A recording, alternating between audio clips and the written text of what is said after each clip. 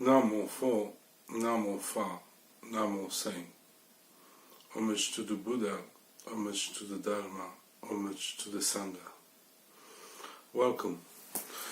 Welcome in this introduction to a new series of teaching that we will be presenting in what we call the teaching hall, which is really just a collection of videos with teachings that are open to all the students and even to non-formal students. This particular series will be based upon a practice called in Chinese Nian Fo, in Japanese Nembutsu, which comes from a very simple practice, and it reflects in its simple meaning mindfulness of the Buddha. But in this context we might say, okay, but what does mindfulness mean here? Mindfulness here means keeping the Buddha at mind, at earth, in a way being with the Buddha. One of the ways to do this, which is very central, which is really a central technique, is by repeating the name of a particular Buddha. And there are other ways to keep that Buddha in mind. And at first, Nian Fo practices were very elaborate. They share common roots with many esoteric practices, where Buddha has his pure land, you chant his name, and maybe you will hear his teaching by constantly being in his practice. The practice of chanting the name of the Buddha and thus keeping the Buddha at earth is a wonderful tool. I say tool because it can be used in a variety of ways, and actually we can have very different kinds of relation towards the Buddha himself. In Chinese Buddhism, the main Buddha used for that technique is Amitabha Buddha, the Buddha of long life and of pure light, which is really the Buddha of pure consciousness. It is our mind itself in our tradition.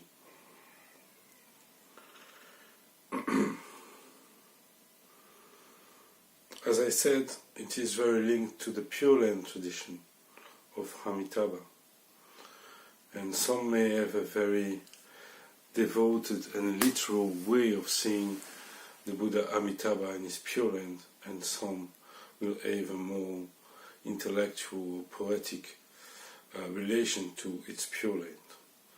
I'm not interested on what kind of practitioner and what is your link with the Pure Land, because the technique in by itself has its merits,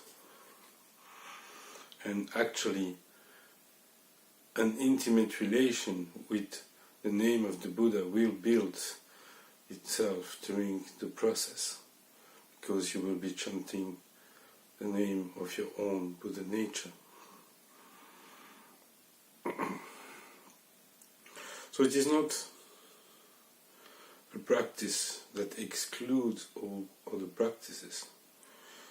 To the contrary, it is a kind of raft to keep the Buddha at earth in daily life, because chanting can be done in really any situation in life. When we are in a repetitive task, when we are waiting for something, we can chant in our minds the name of the Buddha. And the Pure Land is very linked, as you know, to Chan, one of our great figures, especially in our lineage, Master Han Shan, used to say that Chan is Pure Land and Pure Land is Chan. So the scripture we will use is called originally simply 48 methods of practicing Buddha recitation, or the Nian Fo method. In its more known version in the West, it is called Taming the Monkey Mind.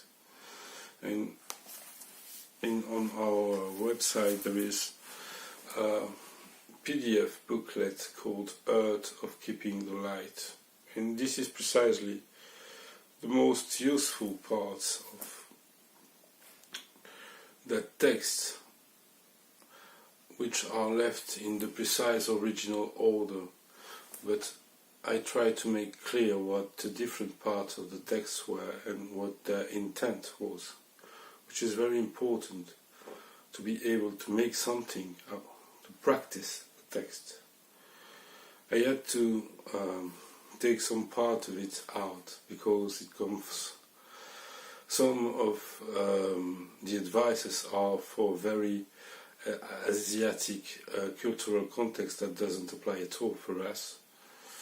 Also, you may know that in this version there are very good actually commentaries by a Vietnamese master.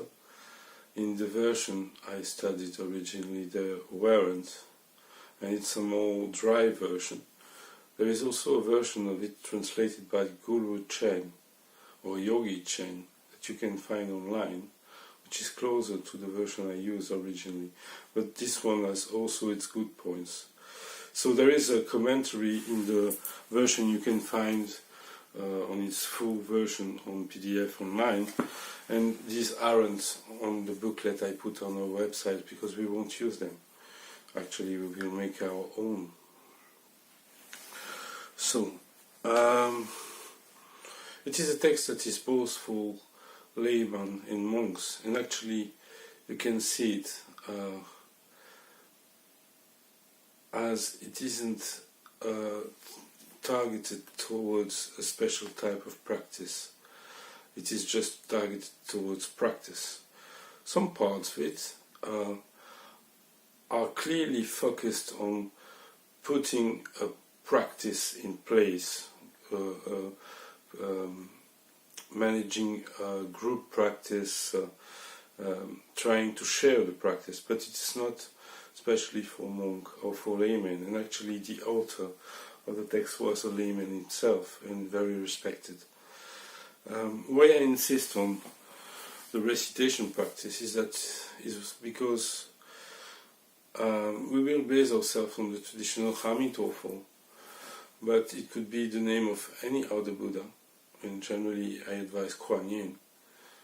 It could be Kannon, Kwanzeon in Japanese. It can be really any name. Hom Mani Padme Hum.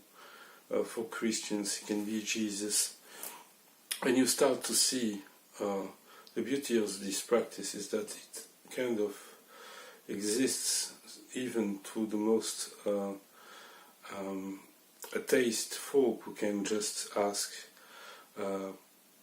he can just repeat I don't know or don't know or some other version. So it really is a practice that can be useful to anyone, and it's an excellent practice to train concentration, Qi or Xi, and to actually from the basis of concentration establish observation, which is Quan or Kan,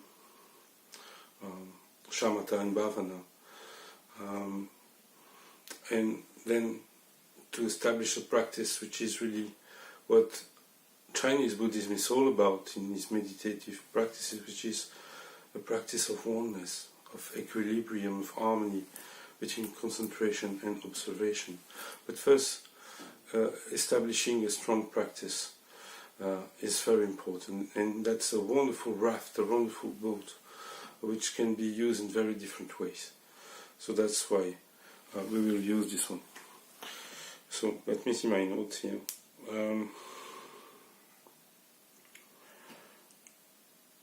The Zen method, the Chan school, isn't about any particular method. And so we use this one, and as I said, it could be any other name. And a lot of the principles we will see can be applied to any concentration practice. I mean by that, for example, if your main practice is counting breaths or following breaths or whatever, a lot of advices will still apply.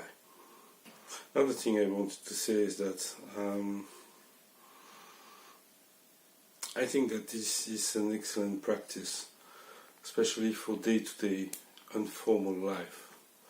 And it is an excellent combination with another, maybe more complex practice. It is an excellent practice because it establishes some firm concentration on one point. And from then on it allows to observe, which is really to open concentration. And for that we have Hua-Tu technique. In a way, we can ask who or what is doing something. In this case, who or what is reciting the name. And one particularities of recitation is that its whole point is fully saying the words, either out loud or mentally, and fully listening to the words. And one beautiful meditation, one wonderful technique we have in Chan is the hearing Hua-Tu or Kuan Yin Chan. So it is a wonderful practice in combination with simply just hearing. So anyway, we'll talk about just hearing and all that I have very briefly talked about at length during the series. But per se, the booklet, and I urge you to please use the booklet on the website, on our website dharmawinds.zensangha.org, on the texts part, where in the booklet it is divided into 4 parts, and it's very important actually.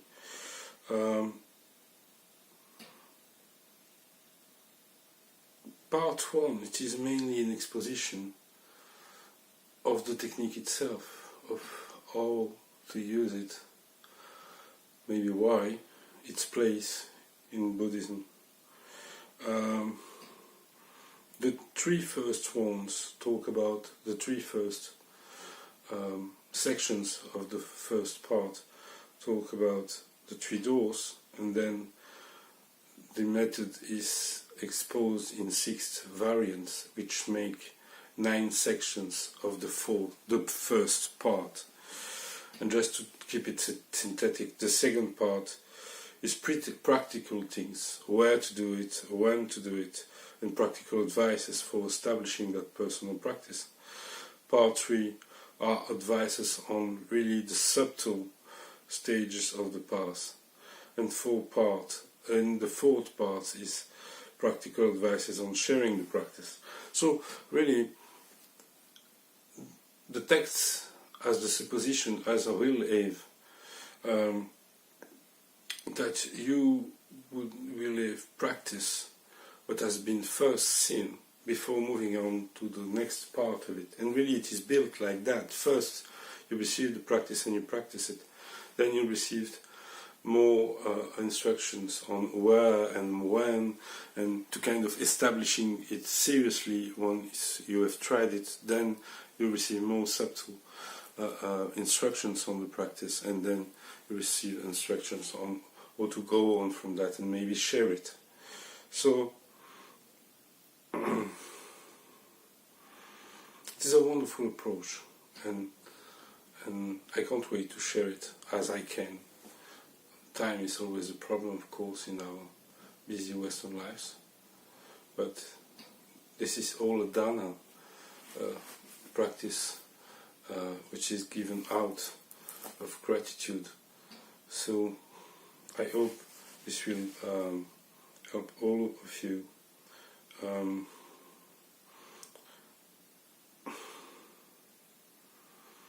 Yeah, I would urge those who have a problem with practicing a Buddha's name or any name, or practicing whatever actually, to take really a pure doubt approach. And that's very important, to actually doubt things. To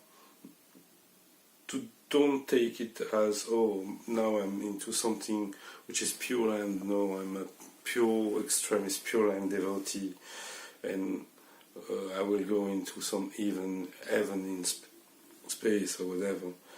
Or not either see Amitabha as only a psychological aspect of our own mind or whatever. Let the mystery of a personal, intimate experience surround to it. Let it manifest. It is beyond words. Buddhas and Bodhisattva exist. That is a fact.